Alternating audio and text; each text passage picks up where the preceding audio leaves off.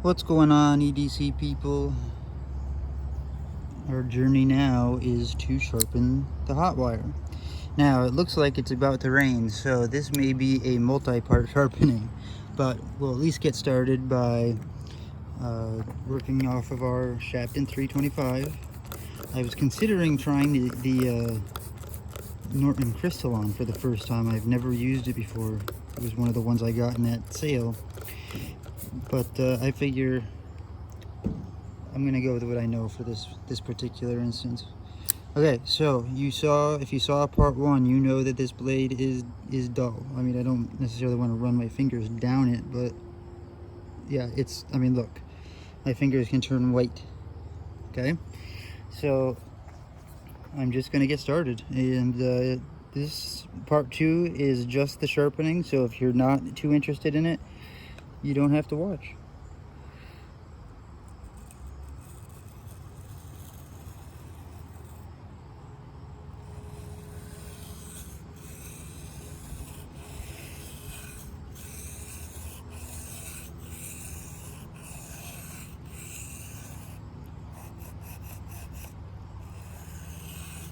I know yesterday's video with the trace turned out to be a lot longer than I expected, so I'm hoping that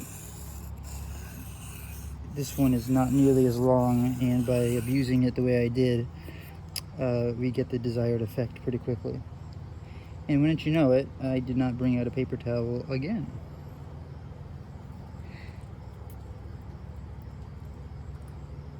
Whatever. This is just water.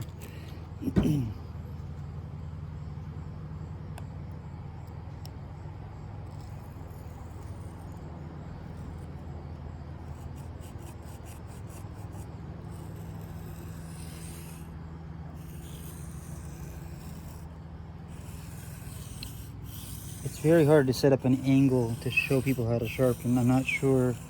I'm trying to see the screen. Basically, you're just seeing my hands here. Let me try to move this. I tried to raise it up from last time so it was a little more comfortable. Maybe you can see a little better now.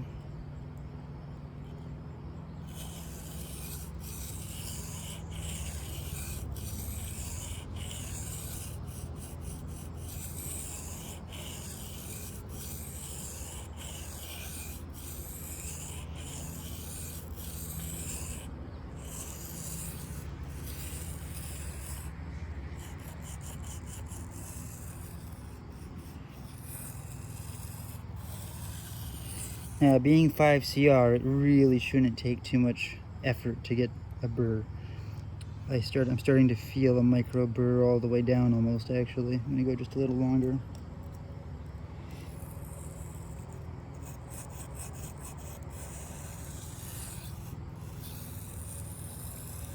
Yeah, one thing about long flipper tabs, makes it kind of a pain to get into that heel, right where that sharpening choil is, but just the right size. Oops, almost turned. All right, burrs, burr check.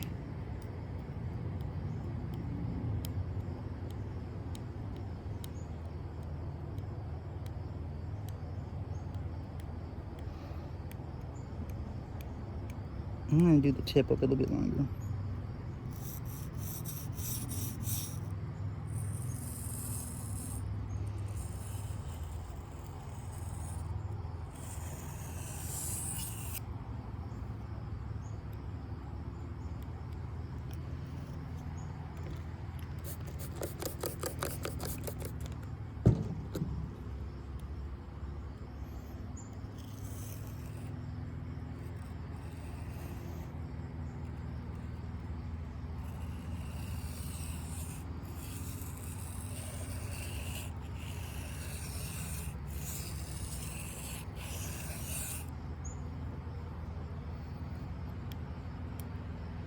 Okay, we've definitely got a full burr all the way down.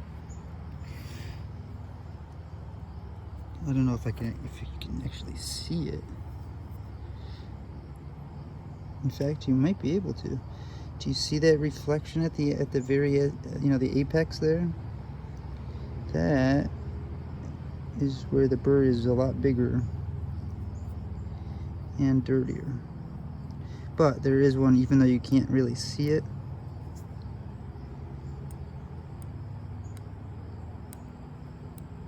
There is one there too. On the other side, where there would not be a burr because we just exposed fresh metal. See, I don't have a paper towel, so I can't get it. You can see that there, see the difference? At the very apex.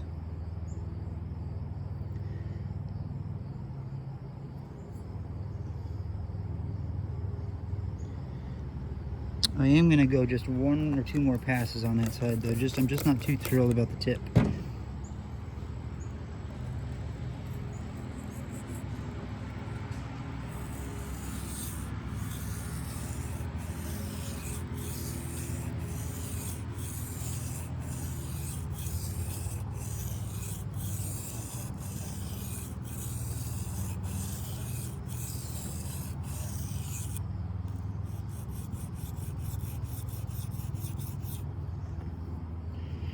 Okay.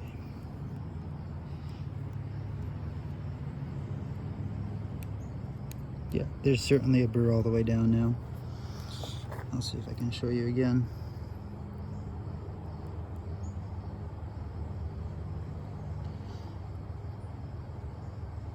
It's so hard to see on a camera. Okay.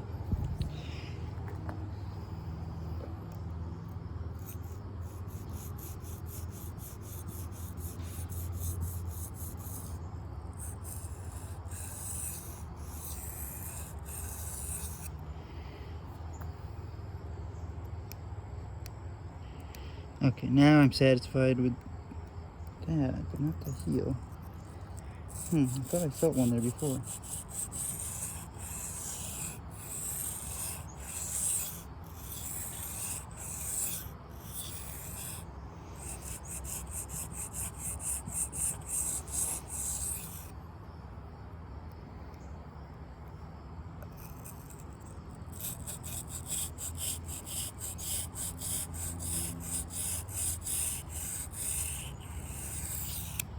And I go off the stone like usual. You don't want to go off the stone. You'll roll your edge, you'll roll the tip.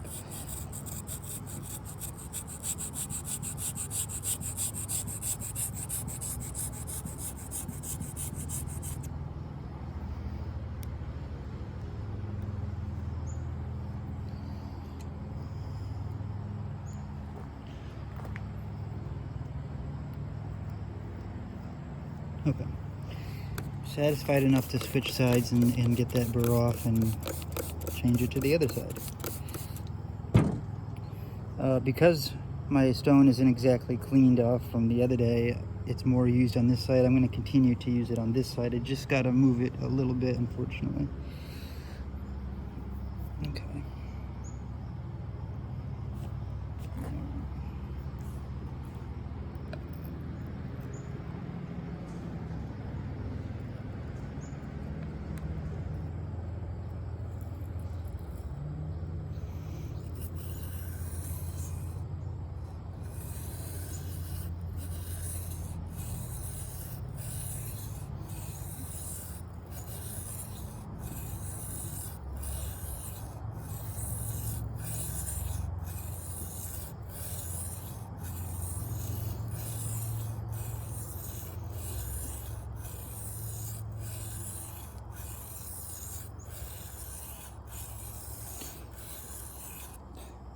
Just for people who are interested in the knife itself, just so you know, the shape of it, to me anyways, actually kind of makes it easy to sharpen. Minus that thumb stud. I always call it a thumb stud. That flipper tab.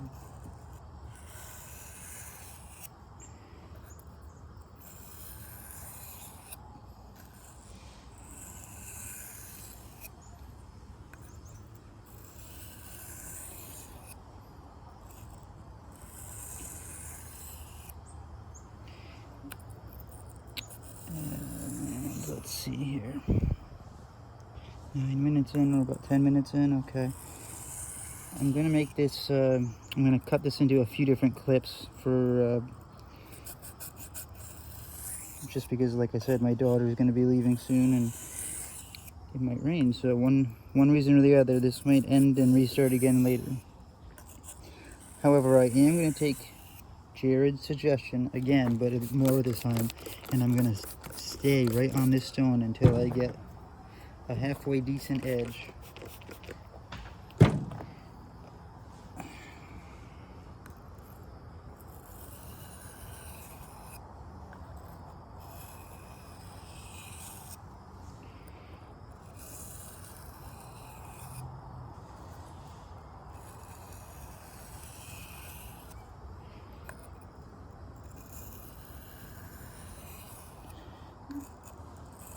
My neighbors must think I'm crazy outside every day with knives doing weird stuff.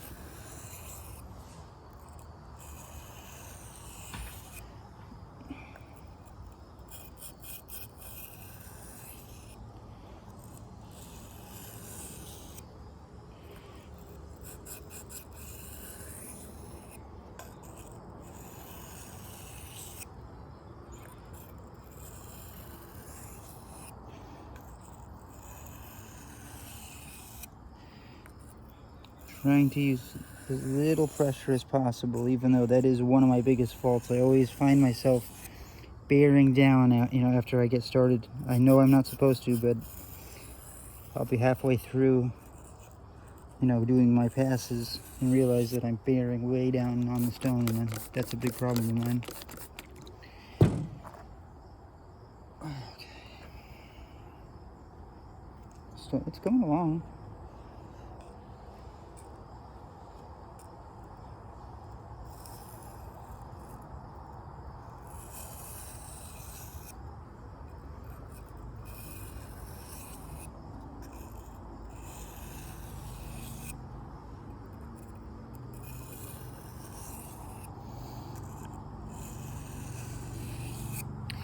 Alright, since we're at 12 minutes, I'm going to pause the video and keep going a little bit so that this isn't such a long video for you guys. Alright guys, I stopped with the shafting. The blade is kind of tree-topping here at this point, so I'm satisfied with that on my coarse stone. Jared would probably tell me to go longer, but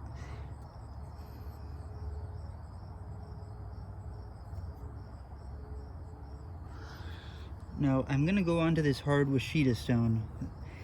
I've only used it a few times and I have no idea really if it's the right progression of grit or what, because it doesn't really go by grit, but I'm gonna try it. So let's go for the ride together.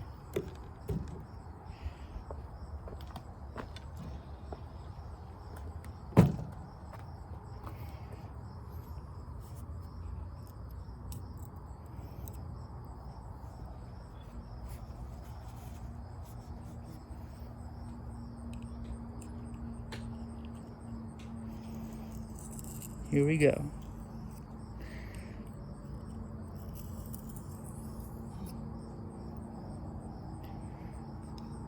So already I can tell it's a lot smoother, obviously.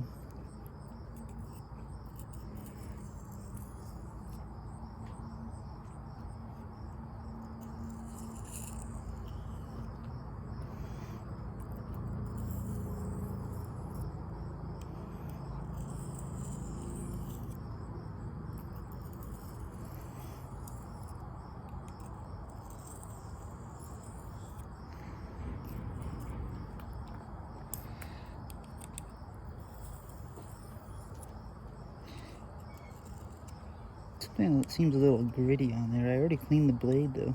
Okay. Maybe it's just the way the stone is.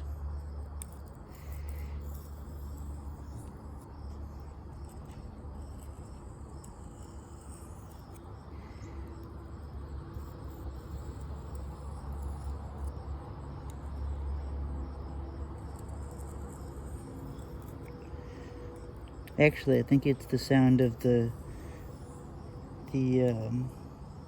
grain of the blade from the 320 grit kind of scraping against the smooth Washita stone, if I had to guess.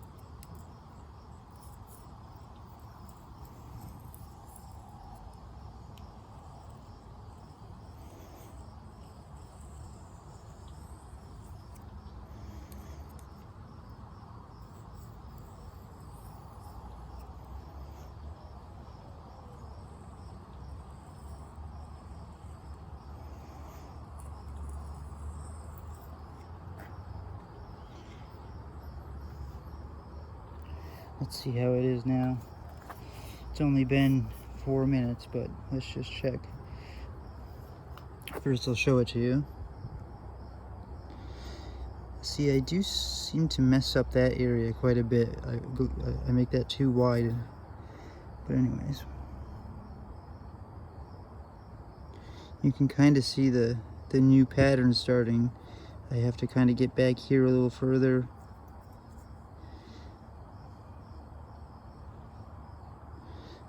Trying to get it in the sunlight for you. Yeah, I think you can definitely tell where I'm hitting it on the Washita and where I'm not, or where I haven't hit it enough yet. As far as sharpness is concerned, 1 second.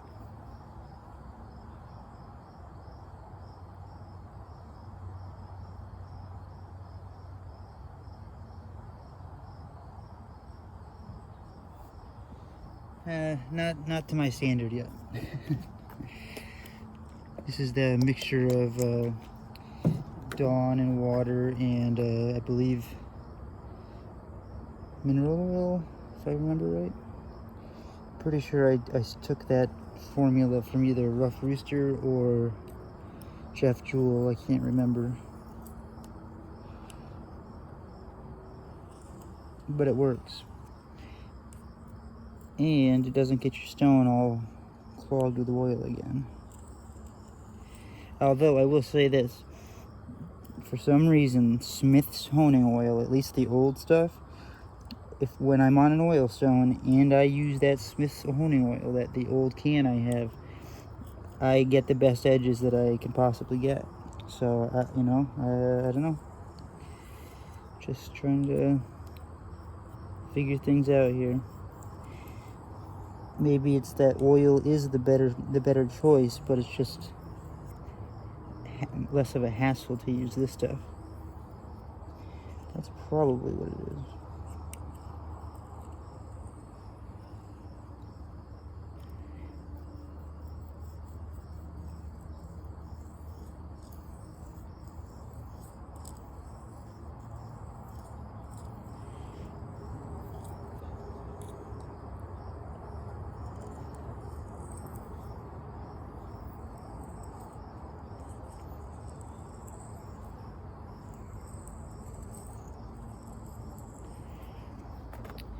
Okay, again, we're at 6 minutes. I'm going to pause and keep going so that this isn't as long as last. Okay, guys, it's just about time for my daughter to have to go with her mom. So I'm going to do 2 more passes, test the sharpness, and wherever that is, we're going to stop for now and either finish up later or not.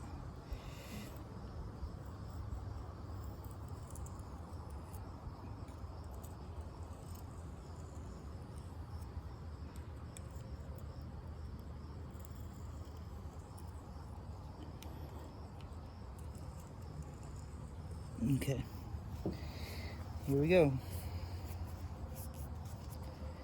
Let's take a look at the edge first together.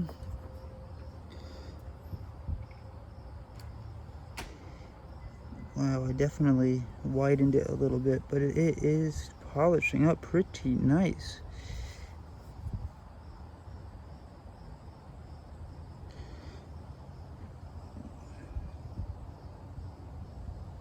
I mean, do you see that? Let me test the sharpness real quick.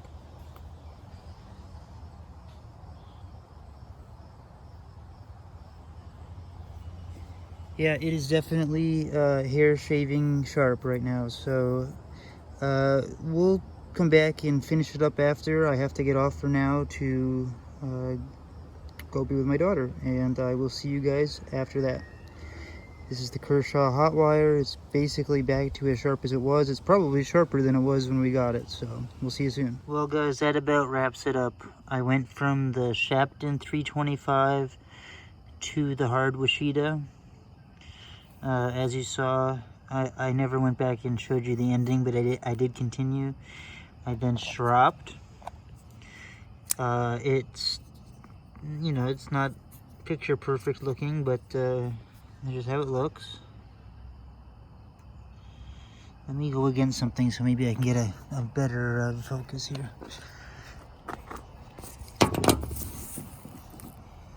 Where am I?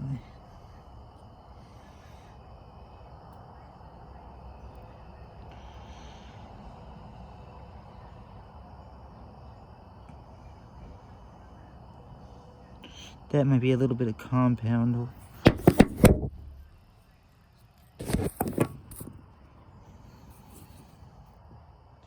Yeah. And the other side,